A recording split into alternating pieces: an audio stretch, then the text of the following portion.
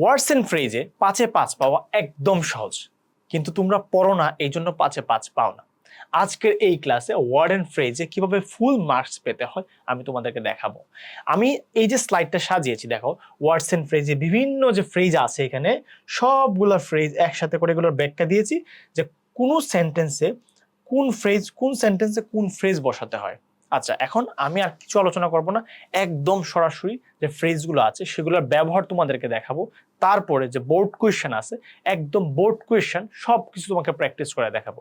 তো আজকের ক্লাসটা খুবই স্পেশাল হতে যাচ্ছে, একদমই স্কিপ করবে না, শেষ পর্যন্ত ধৈর্য ধরে দেখো যাতে তুমি 5-এ 5 পেতে পারো ওয়ার্ড এন্ড ফ্রেজে। আমার মনে হয় এটাতে 5-এ 5 পাওয়া সবচেয়ে সহজ যদি তুমি বিষয়টা বুঝতে পারো।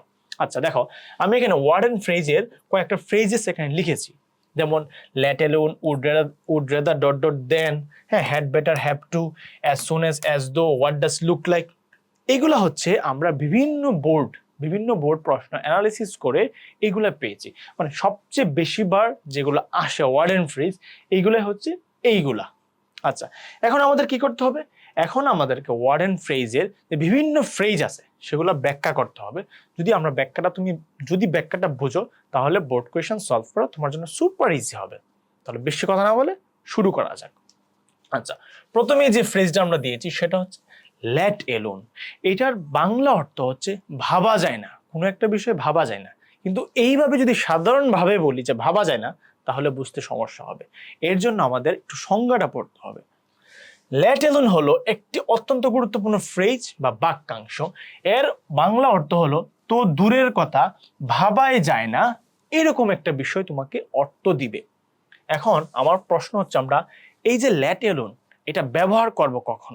যদি ব্যবহারটা বুঝি তাহলে আমাদের সলভ করতে কোনো সমস্যা হবে না। এখানে বলা হয়েছে সাধারণত নেগেটিভ বা নেতিবাচক বাক্যে এটি সবচেয়ে বেশি ব্যবহার করা হয়, মানে কোনো নেগেটিভ সেন্টেন্সে বা নেতিবাচক বাক্যে এটা ব্যবহার করা হয় যখন আমরা বুঝাতে যাই যে কোনো ব্যক্তির পক্ষে একটা ছোট কাজ করাই সম্ভব না, বড়টা তো ভাবাই যায় না। মানে একজন ব্যক্তির পক্ষে ছোট কাজটা করাই সম্ভব না, এখন তার দ্বারা এত বড় কাজ, এটা তো অসম্ভব ব্যাপার। সেই দুইটা জায়গায় আমরা একসাথে, এর মাঝখানে আমরা ব্যবহার করি হচ্ছে লেট এলোন। কিভাবে তুমি দেখতে চাও? তাহলে দেখো, বলা হয়েছে he can not walk a mile, সে 1 মাইলই হাঁটতে পারে না। Let alone run a marathon, মানে একজন ব্যক্তি যে 1 কিলোমিটার বা 1 মাইলে হাঁটতে পারে না, সে একটা ম্যারাথন দৌড়াবে 12 কিলোমিটার 25 কিলোমিটার, এটা তো একদমই অসম্ভব। এই জন্য তোমার এখানে কোশ্চেন যখন থাকবে, কোশ্চেনে এই জায়গাটা তোমার ব্ল্যাঙ্ক দেওয়া থাকবে, মানে খালি দেওয়া থাকবে, তখন তুমি কিভাবে ব্যবহার করবে যে he can not walk a mile, সে 1 মাইলই হাঁটতে পারে না। Let alone run a marathon, তো ম্যারাথন দৌড়ানো তো অনেক দূরের কথা, হয় নাই? যে ছোট কাজটাই করতে পারে না, বড় কাজ অসম্ভব। I don't have enough money to buy a bicycle, আমার কাছে বাইসাইকেল কেনারই যথেষ্ট টাকা নাই। লেট এলোন এ কার, একটা গাড়ির কথা এটা তো চিন্তাই করা যায় না। তাহলে আমরা কি দিব? এখানে তোমার একটা ব্ল্যাঙ্ক থাকবে, কি থাকবে? ব্ল্যাঙ্ক বা হ্যাঁ ফাঁকা থাকবে আর কি, যে এই জায়গায় তুমি কি ব্যবহার করবা। যদি দুইটা কম্পেয়ার করে বুঝবা কিভাবে? দুইটা বিষয় কম্পেয়ার করবে, কম্পেয়ারের মধ্যে ছোট কাজটাই পারবে না, তো বড় কাজটা কি? একদমই অসম্ভব।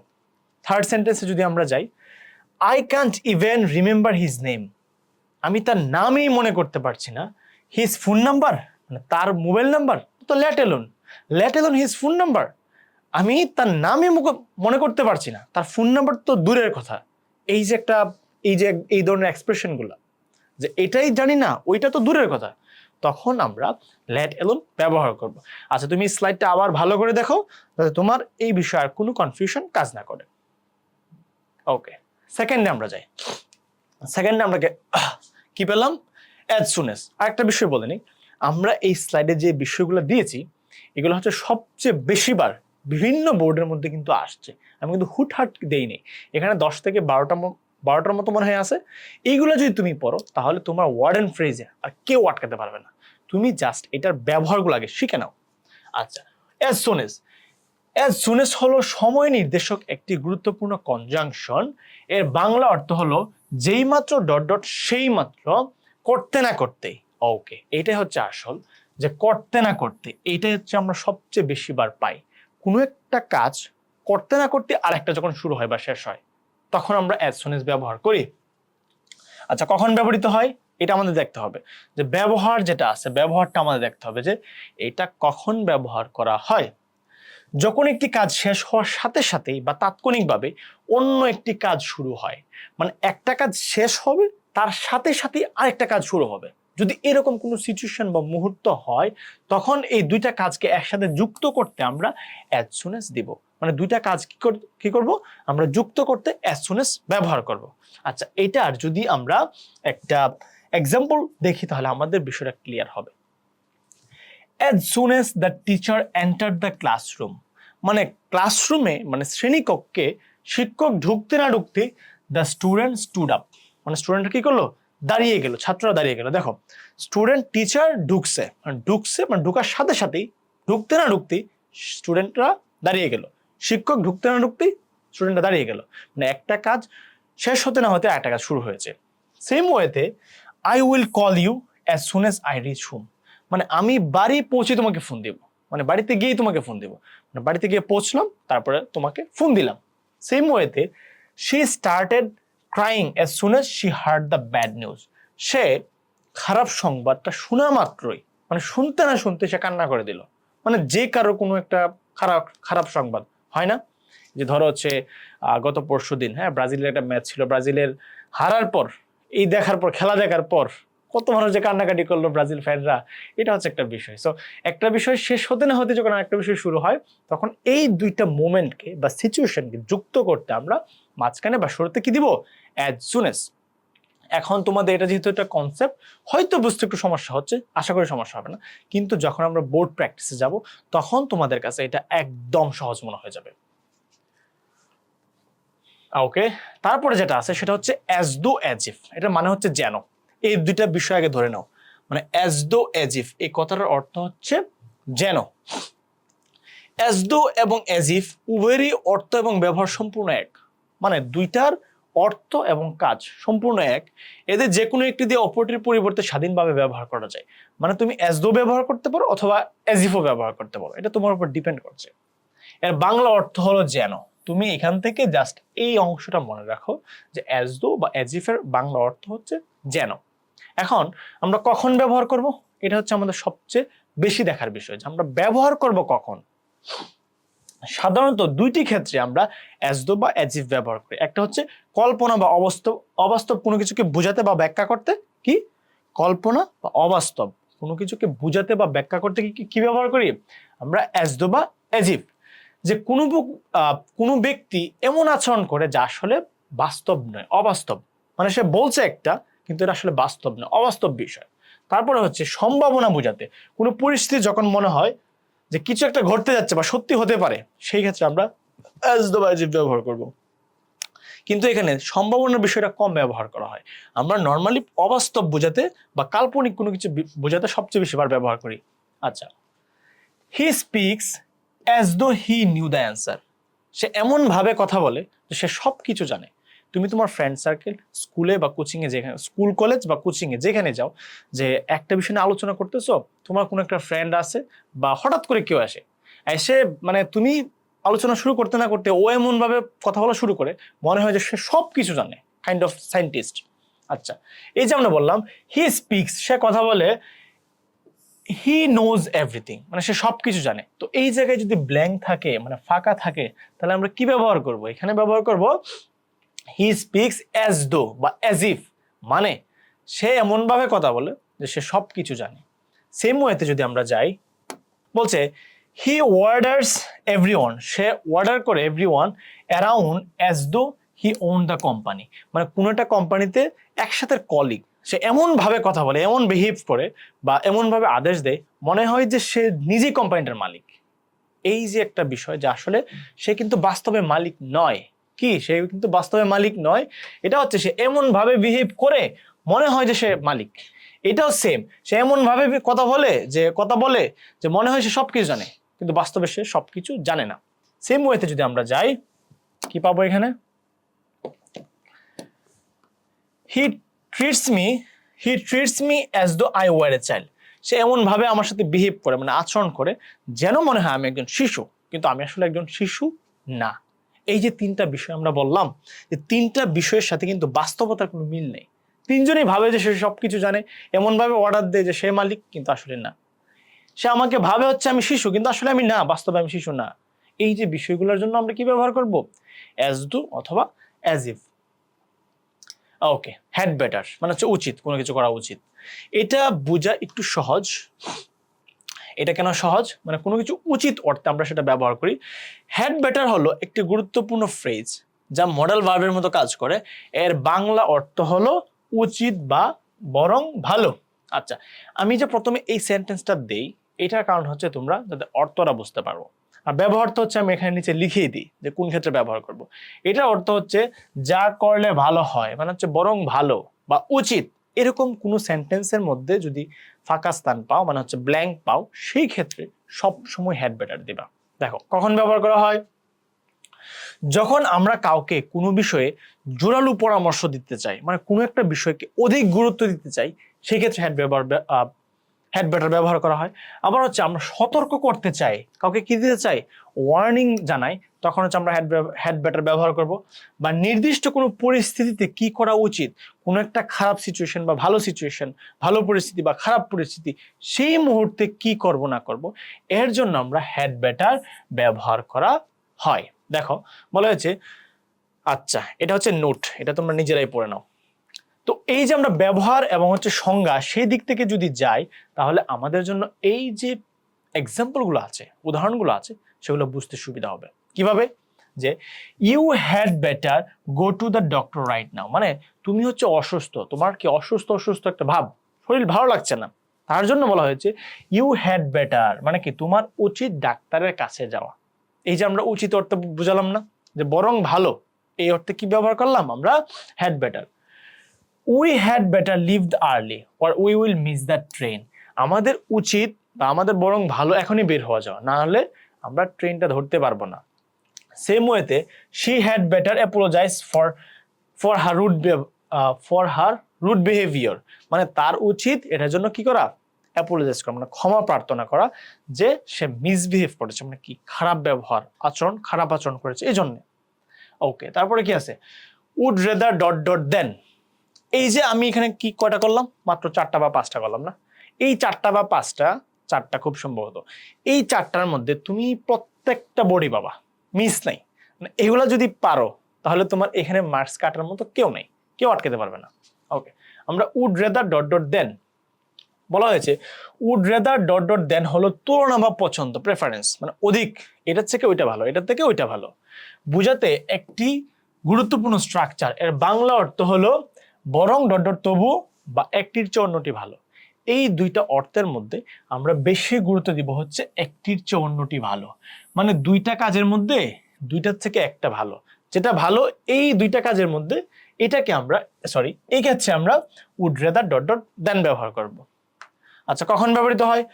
যখন দুটি বিষয়ের মধ্যে কি বলেছে, যখন দুটি বিষয়ের মধ্যে কোনো ব্যক্তি একটির চেয়ে অন্যটি বেশি পছন্দ করে, বিষয় থাকবে দুইটা অথবা কাজ থাকবে দুইটা, তার মধ্যে একটা পছন্দ করবে, তখন উড রেদার ডট ডট দেন ব্যবহৃত হয়। আচ্ছা, সাধারণত এটি দিয়ে বোঝানো হয় যে মানুষটি একটি কষ্টকর কাজ করবে, মানে কষ্টকর কাজ করা মেনে নিবে, কিন্তু অন্য একটি অসম্মানজনক বা অপছন্দের কাজ, সাধারণত নেগেটিভ ধরনের কাজ আর কি এখানে বোঝাবে। মানে আমরা যখন বোর্ড প্র্যাকটিসে দেখবো যে নেগেটিভ ওয়ার্ড, তখন হচ্ছে কি এটাতে প্রকাশ পাবে না। কি বললাম, যে দুইটা কাজের মধ্যে অসম্মানজনক বা অপছন্দের কাজ কোনোভাবেই সে করবে না। যেমন আমি বললাম যে আই উড রেদার স্টার্ভ দেন বেগ, মানে হচ্ছে আমি বরং না খেয়ে থাকবো, তবু ভিক্ষা করবো না। দেখো এই সেন্টেন্সটা যদি তুমি ভালো করে দেখো, যে আই উড রেদার স্টার্ভ, আমি কি করব, বরং না খেয়ে থাকবো, তবু কি করবো না, ভিক্ষা করবো না। তো ভিক্ষা হচ্ছে কি একটা অপছন্দের বিষয়, এই জন্য সে কাজটা করবে না। তো আই উড রেদার এখানে ঠিক আছে, আই উড রেদার পরে কি হয়েছে, দেন হয়েছে। সেম ওয়েতে যদি আমরা যাই সেকেন্ড সেন্টেন্সে, যে he would rather fail in the exam, সে বরং পরীক্ষায় ফেল করবে, দেন কপি, তবুও সে কি করবে না, নকল করবে না। নকল হচ্ছে কি একটা অসম্মানজনক এবং অপছন্দের কাজ। এই যে আমরা কাজগুলোর কথা বললাম, দুইটা কাজের মধ্যে যে অপছন্দের কাজটা করবে না, ভালো কাজটা সে বেছে নিবে কষ্টকর হলেও, সেটা হচ্ছে কি উড রেদার ডট ডট দেনের ব্যবহার। যেমন সে পরীক্ষায় বরং ফেল করবে, তবু নকল করবে না। They would rather walk than wait for the bus in the heat. এই গরমের sorry they would rather walk than wait for the bus in this heat. এই গরমের মধ্যে কি করবে, সে হেঁটে যাবে, বরং বাসের জন্য অপেক্ষা করবে না, কিন্তু বরং সে হেঁটে যাবে। তারপরে স্লাইডগুলো যদি আমরা দেখি, এখানে কি বলা হয়েছে, লেস্ট। কি বলা হয়েছে, লেস্ট। আচ্ছা, এটা হচ্ছে একটু ইন্টারেস্টিং একটা বিষয়, এটা হচ্ছে সবগুলো বোর্ডে পাওয়া যায়। তো এটার অর্থটা হচ্ছে কি, পাশে যাতে না বা এই ভয়ে যে, তুমি এটার অর্থ এইভাবে লিখবা যে যাতে না। হ্যাঁ, কখন ব্যবহার করা হয়, যখন কোনো একটি কাজ করা হয় এই ভয়ে যে সেটি না করলে একটি কি হতে পারে, ক্ষতি হতে পারে বা নেতিবাচক বা খারাপ কিছু ঘটতে পারে, এমন পরিস্থিতি বোঝাতে লেস্ট ব্যবহার করা হয়। এটা হচ্ছে একটু কঠিন লাগে লেস্টের ব্যবহারটা, যে যখন কোনো একটি কাজ করা হয় এই ভয়ে যে সেটি না করলে খারাপ কিছু হতে পারে, এরকম শর্ত যদি থাকে, সেক্ষেত্রে আমরা কি ব্যবহার করব, লেস্ট ব্যবহার করব। এখানে একটা নোট দেওয়া আছে, দেখো যে লেস্ট শব্দটি নিজে একটা নেতিবাচক অর্থ বহন করে, তাই এখানে লেস্ট যুক্ত অংশে নো বা নট ব্যবহার করা যাবে না। আচ্ছা, বলা হয়েছে যে walk fast lest you should miss the train. Walk fast lest you should miss the train মানে তুমি দ্রুত হাঁটো, না হলে বা পাশে তুমি ট্রেনটা মিস করে ফেলবে। একটা বিষয় বলেনি, আমরা যখন লেস্ট ব্যবহার করব তারপরে হচ্ছে আমরা একটা শুড ব্যবহার করব। কি ব্যবহার করব, শুড ব্যবহার করব। আচ্ছা, read attentively lest you should fail in the exam. ভালো করে পড়ো, না হলে বা পাশে তুমি পরীক্ষায় ফেল করবে। রাইট ডাউন দ্য অ্যাড্রেস, কি করো, অ্যাড্রেসটা লিখে রাখো, লেস্ট ইউ শুড ফরগেট, না হলে তুমি কি করবে, ভুলে যাবে। এই হচ্ছে আমাদের লেস্ট। লেস্টের পরে যেটা আছে সেটা হচ্ছে হোয়াট ইফ, কি হয় এমন যদি। আচ্ছা, বলছে হোয়াট ইফ হলো প্রশ্নবোধক এবং কাল্পনিক পরিস্থিতি তৈরি করার জন্য ব্যবহৃত একটি চমৎকার ফ্রেজ। বিষয়টা বুঝো যে হোয়াট ইফ হলো কাল্পনিক পরিস্থিতি তৈরি করার জন্য, মানে পরিস্থিতি আসলে হয় না এরকম, মানে কল্পনা করতে হচ্ছে যদি এরকম হয়, সেক্ষেত্রে আমরা হোয়াট ইফ ব্যবহার করব। এর বাংলা অর্থ হচ্ছে কি হবে যদি, যদি এমন হয় তবে কি হবে। এটাই হচ্ছে আসল অর্থ, যদি এমন হয় তবে কি হবে বা কেমন হয় যদি। এটা হচ্ছে হোয়াট ইফ এর অর্থ। ব্যবহার সাধারণত তিনটি ক্ষেত্রে হোয়াট ইফ সবচেয়ে বেশি ব্যবহৃত হয়। কয়টি ক্ষেত্রে, সাধারণত তিনটি ক্ষেত্রে। বলা হয়েছে ভবিষ্যতের কোনো আশঙ্কা বা দুশ্চিন্তা বোঝাতে। কি বোঝাতে, ভবিষ্যতের কোনো আশঙ্কা বা দুশ্চিন্তা বোঝাতে। ভবিষ্যতে কোনো আশঙ্কা বা দুশ্চিন্তা মানে ভবিষ্যতে একটা কাজ করলে এরকম কোন একটা বিপদ হতে পারে, এই ধরনের বাক্যতে আমরা হোয়াট ইফ ব্যবহার করব। তারপর হচ্ছে পরামর্শ বা প্রস্তাব দেওয়ার ক্ষেত্রে, কাউকে কোনো বিষয়ে আইডিয়া দিতে বা নতুন ধারণা দিতে আমরা কি ব্যবহার করবো, হোয়াট ইফ। কাল্পনিক বা অবাস্তব পরিস্থিতি বোঝাতে। এই তিনটার মধ্যে সবচেয়ে বেশি ব্যবহার করা হচ্ছে প্রথমটা, ভবিষ্যতের কোনো দুশ্চিন্তা, তারপর হচ্ছে কাল্পনিক বা অবাস্তব পরিস্থিতি। এই দুটোতে সবচেয়ে বেশি ব্যবহার করা হয়। যখন তুমি বোর্ড কোয়েশ্চেন সলভ করবা তখন দেখতে পারবা। বলা হয়েছে what if it rains tomorrow during the match.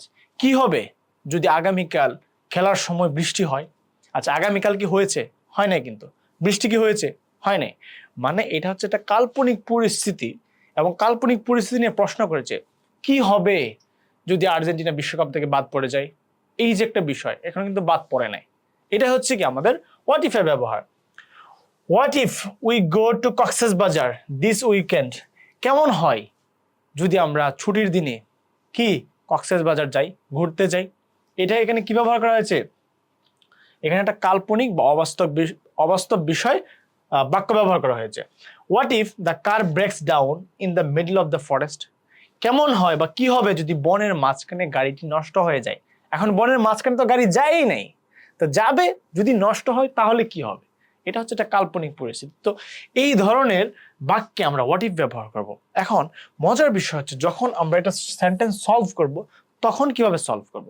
তো কোনো একটা সেন্টেন্স দেখবা, মানে আমি বোর্ড কোয়েশ্চেনের বিষয়টা আগেই বলে রাখি যে একটা সেন্টেন্স থাকবে, শেষে কি থাকবে, একটা কোশ্চেন মার্ক থাকবে, একটা ব্ল্যাঙ্ক থাকবে, মানে একটা ফাঁকা জায়গা থাকবে, দুইটা কিন্তু ড্যাশ থাকবে না, একটা থাকবে। তখন সেই জায়গায় তুমি নির্দ্বিধায় হোয়াট ইফ দিয়ে দিতে পারো। মানে এখন যেহেতু প্রশ্ন আমি তোমাকে দেখাতে পারছি না।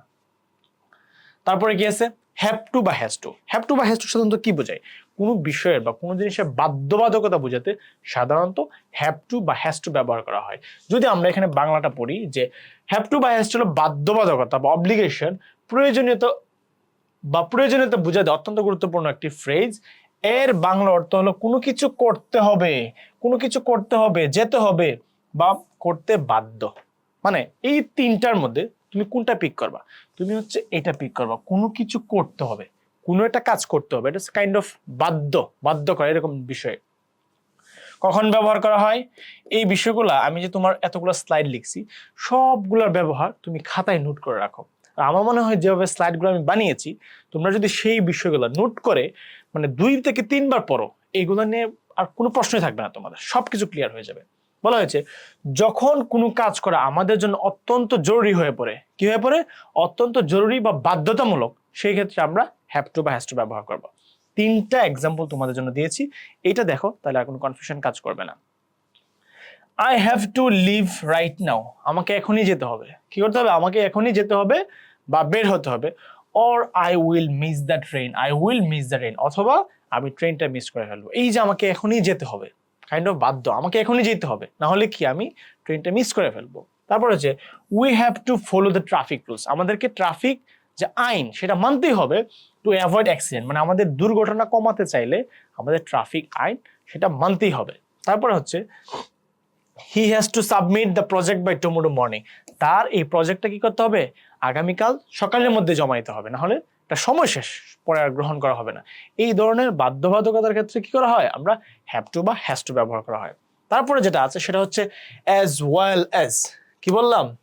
অ্যাজ ওয়েল অ্যাজ, এটা একটা স্টার দিয়ে রাখতে পারো, কারণ এটা হচ্ছে প্রায় সময় আসে। সো এখানে স্টার এটার জন্য আলাদা করে দিতে হবে না, সবগুলাই সেম, কারণ এগুলা দিয়ে মূলত প্রশ্ন করা হয় ওয়ার্ড এন্ড ফ্রেজে। সো ঘুরে ফিরে আসলে কি এগুলো আসে। বলা হয়েছে অ্যাজ ওয়েল এস হলো একটি বহুল ব্যবহৃত কনজাংশন। কি বললাম? অ্যাজ ওয়েল এস হচ্ছে একটা বহুল ব্যবহৃত কনজাংশন যা মূলত এন্ড এর মতো কাজ করে। এখান থেকে জাস্ট একটা বিষয় মনে রাখো যে অ্যাজ ওয়েল এস হচ্ছে এন্ড এর মতো কাজ করে। কিসের মতো কাজ করে? অ্যাজ ওয়েল এস হচ্ছে এন্ড এর মতো কাজ করে, মানে হচ্ছে এবং, মানে কি এবং এর মতো কাজ করে। এর অর্থ হলো পাশাপাশি, সেই সাথে বা তাছাড়াও। এবং কি পাশাপাশি মানে সেই সাথে কোনো একটা গুণ বা দোষ আছে এবং তার পাশাপাশি আরেকটা আছে, মানে এবং। আচ্ছা, বলা হয়েছে যখন দুটি সমজাতীয় বিষয়, কি সমজাতীয় বিষয়, গুণ, কাজ বা ব্যক্তিকে যুক্ত করা হয় তখন একটির পাশাপাশি অন্যটি বোঝাতে, কি একটি কাজ, গুণ বা ব্যক্তির পাশাপাশি অন্যটি বোঝাতে কি ব্যবহার করা হয়? অ্যাজ ওয়েল অ্যাজ ব্যবহার করা হয়। দেখো কিভাবে ব্যবহার করেছি আমরা। বলা হয়েছে হি ইজ ব্রেভ, মানে কি সাহসী, অ্যাজ ওয়েল অ্যাজ অনেস্ট। এখন কি বলবো আমরা যদি এখানে এন্ড দেই? হি ইজ ব্রেভ, সে এবং হচ্ছে সাহসী, অ্যান্ড অনেস্ট এবং হচ্ছে সৎ। এই যে এন্ড এর জায়গাটা কি, এই যে এন্ড এর জায়গাটা এখানে কি ব্যবহার করেছে? As well as. যদি ফ্রেজ ওয়ার্ড এন্ড ফ্রেজে এন্ড থাকে না, সেই জন্য কি ব্যবহার করবো আমরা? As well as. তারপরে বলা হয়েছে শি ক্যান সিং, সে কি করতে পারে? গান গাইতে পারে, অ্যাজ ওয়েল এজ ড্যান্স, মানে কি সে নাচতেও পারে। এই যে she can sing and dance, সে নাচতে পারে আবার গানও গাইতে পারে, সে গান গাইতে পারে আবার নাচতেও পারে। এই দুইটা বিষয়কে, যে নাচতে পারা এবং গান গাইতে পারা, দুইটা বিষয়কে একসাথে করতে আমরা অ্যাজ ওয়েল এজ ব্যবহার করেছি। থার্ড বলা হয়েছে আই নিড এ পেন, আমার একটা পেন মানে কলম দরকার, as well as a notebook, মানে কলমের পাশাপাশি আমার একটা নোটবুকও লাগবে, শুধু একটা পেন হলে কি আমার হবে না। এই যে 3টা সেন্টেন্স আমরা দিয়েছি সবগুলোতে কিসের মতো কাজ করেছে? এন্ড এর মতো, মানে এবং বা পাশাপাশি। এই ধরনের বাক্য যদি থাকে তাহলে আমরা অ্যাজ ওয়েল এজ ব্যবহার করব। আচ্ছা, তারপরে কি আসছে? ইট ইজ টাইম বা ইট ইজ হাই টাইম, এই হয় উপযুক্ত সময়, মানে এটাই হচ্ছে উপযুক্ত সময়। এই ধরনের কোনো ভাব যদি বাক্যের মধ্যে থাকে কোনো সেন্টেন্সে, সেই ক্ষেত্রে আমরা ইট ইজ টাইম বা ইট ইজ হাই টাইম ব্যবহার করব। কি বলা হয়েছে দেখি আমরা একটু, যে ইট ইজ টাইম এবং ইট ইজ হাই টাইম অত্যন্ত গুরুত্বপূর্ণ এবং বহুল ব্যবহৃত ফ্রেজ। এর বাংলা অর্থ হচ্ছে কি? এটাই উপযুক্ত সময়। এটাই মনে রাখো যে ইট ইজ টাইম বা ইট ইজ হাই টাইম এর অর্থ হচ্ছে এটাই উপযুক্ত সময়, বা আর দেরি না করে এখনই কাজটি করা উচিত, মানে এখনই যেহেতু উপযুক্ত সময় আর দেরি করা চলবে না, এখনই কাজটি করি। এই ক্ষেত্রে আমরা ইট ইজ টাইম বা ইট ইজ হাই টাইম ব্যবহার করব। বলছে ইট ইজ টাইম এর চেয়ে ইট ইজ হাই টাইম দিয়ে তুলনামূলকভাবে বেশি জোর দেওয়া হয় কোন একটা কথায়, যে ইট ইজ টাইমের থেকে ইট ইজ হাই টাইম, এটাই উপযুক্ত সময়। এটা দিলে কি কথাটা জোর বাড়ে। ওকে, বলেছে কখন ব্যবহার করা হয়?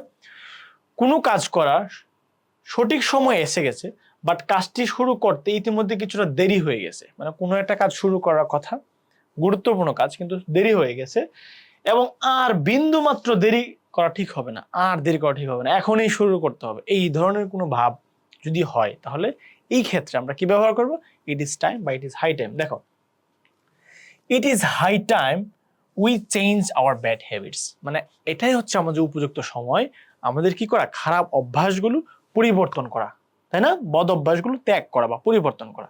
আর একটা বিষয় আমি তোমাদেরকে বলিনি, ইট ইজ টাইম বা high time, it is high টাইমের পরে এই যে ভার্বটা থাকে এটা হচ্ছে কি V2 তে হয়। কিতে হয়? V2 তে হয়। বলা হয়েছে আমাদের বদ অভ্যাসগুলো ত্যাগ করার এটাই হচ্ছে উপযুক্ত সময়। সেকেন্ড সেন্টেন্সে কি বলা হয়েছে? It is time you started studying seriously. দেখো, তোমার মনোযোগ দিয়ে পড়াশোনা শুরু করা এটাই হচ্ছে উপযুক্ত সময়। মানে তুমি সারা বছর অনেক ঘোরাফেরা করছো, এখন পরীক্ষা আছে আর মাত্র 4 মাস, এখন কি আর তুমি ঘোরাফেরা করতে পারবা? মানে তুমি যদি সিরিয়াস স্টুডেন্ট হয়ে থাকো তাহলে তো তুমি আর ঘোরাফেরা করতে পারবা না, এখনই তোমার পড়াশোনা করার উপযুক্ত সময়। এই জন্য বলা হয়েছে ইট ইজ টাইম বা it is high time you started studying seriously.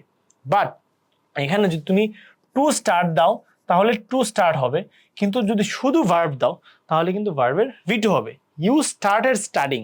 ঠিক আছে? আর যদি ইট ইজ হাই টাইম, এটাই উপযুক্ত সময়, আবার লিখতে পারো to start studying, to start seriously, sorry, to start studying seriously.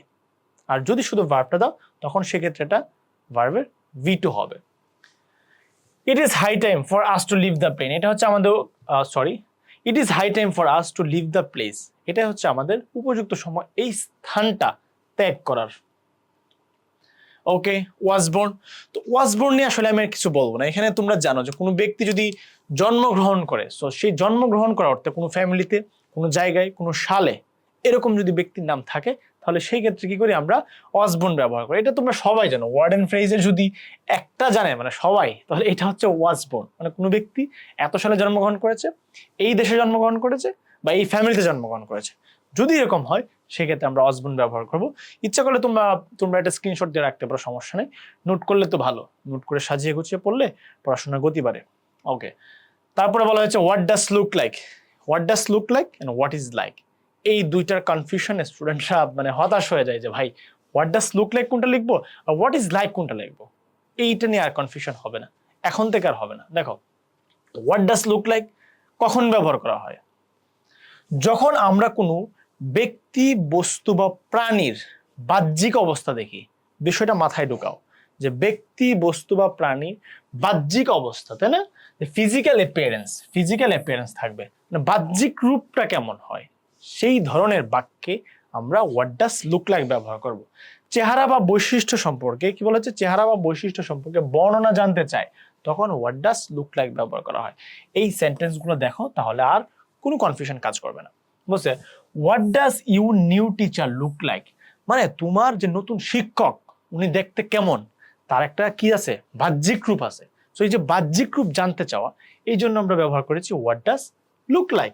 তারপরে বলা হয়েছে what does her wedding dress look like, তার যে একটা ড্রেস আছে এটা তো বাহ্যিক রূপ আছে, তাই না? এই যে তার ওয়েডিং যে ড্রেস, বিয়ের ড্রেসটা, এটা কেমন, এইটা জানার জন্য আমরা ব্যবহার করেছি হোয়াট ডাজ লুক লাইক। তারপর হচ্ছে what does your new apartment look like, মানে তুমি যে একটা নতুন বাসা নিয়েছো বা কিনেছো, এটা দেখতে আসলে কেমন, এটার কি একটা বাহ্যিক রূপ আছে, তাই না? এই যে কোনো ব্যক্তি, বস্তুর বাহ্যিক রূপ যদি হয় সেই ক্ষেত্রে আমরা হোয়াট ডাজ লুক লাইক ব্যবহার করব। তারপর হচ্ছে ইন্ট্রোডাক্টরি দেয়ার। আচ্ছা, এটা ইন্ট্রোডাক্টরি দেয়ার, তুমি আগে এটা একবার পড়ো। হ্যাঁ, তুমি এই বিষয়টা পড়ো, তাহলে তোমার জন্য সহজ হবে। আমি তোমাকে এটা শর্ট মানে কথা বলে দিচ্ছি। দেখছো, এই যে ইন্ট্রোডাক্টরি দেয়ারের মধ্যে সবসময় রাখবা কি, বাক্যের শুরুতে থাকবে। এখন তোমার এত রুলস এটা মনে রাখার দরকার নেই। তুমি যে এখন ওয়ার্ড এন্ড ফ্রেজ সলভ করবা, সেই ক্ষেত্রে তোমার বাক্যের শুরুতে একটা ব্ল্যাঙ্ক দেওয়া থাকলে বা ড্যাশ দেওয়া থাকলে কি বসবে? দেয়ার অথবা ইট বসবে। কিন্তু ইটের সাথে কখনো কি হয় না? ইটের সাথে আর হয় না। ইটের সাথে কি হয় না? আর হয় না। তার মানে যদি আর থাকে তাহলে কি হবে? দেয়ার হবে। আর থাকলে দেয়ার হবে। ইটের সাথে কি হয়? ইজ হয়। আচ্ছা, নর্মালি আমরা বাক্যের শুরুতে ব্যবহার করব, যখন আমরা যাব তখন মানে আমাদের ব্যবহারটা সহজ হবে। তো এই জন্য আমি এখানে আর কিছু বলছি না। দেখো, এখানে 4টা এক্সাম্পল দেওয়া আছে, তুমি নিজে নিজে যেটা দেখো। ওকে, ও আচ্ছা আচ্ছা, থ্যাংক ইউ। মানে এটাই ছিল আমাদের একদম মানে প্রাথমিক ধারণা, যে ওয়ার্ড এন্ড ফ্রেজের প্রাথমিক ধারণা এতটুকুই ছিল, যে আশা করি যে যতক্ষণ পড়িয়েছি আমরা এখানে 12টা খুব আমার মনে হয় 12 থেকে 13টা ছিল আর কি। এই 12 থেকে 13টা টার্ম যদি তুমি জানো তাহলে তোমার ওয়ার্ড এন্ড ফ্রেজের মার্কস 5 মার্কস কেউ আটকাতে পারবে না। এইটা ছিল হচ্ছে প্রাথমিক ধারণা। আর আমি তোমাকে রিকমেন্ড করবো, তুমি যদি এই পর্যন্ত এসে ভিডিওটা দেখে থাকো তাহলে বিষয়টা আবার দেখো। বারবার ঘোরাঘুরি করার থেকে যদি একটা ভিডিও 2বার দেখা হয় তাহলে কনসেপ্ট সবসময় ক্লিয়ার হয়। মানে একটা বিষয় যতবার দেখবে তত ক্লিয়ার হবে। এইটা ক্লিয়ার করার পরে তুমি যদি বোর্ড প্র্যাকটিস করতে যাও তোমার আর কোনো সমস্যা হবে না। ঠিক আছে, তো এতটুকুই ছিল। ভালো থাকো, আর পরবর্তী যে বোর্ড ক্লাসের ভিডিওগুলো থাকবে এগুলো সবগুলো দেখবা, তাহলে আর কোনো সমস্যা হবে না। এতটুকুই। আল্লাহ হাফেজ।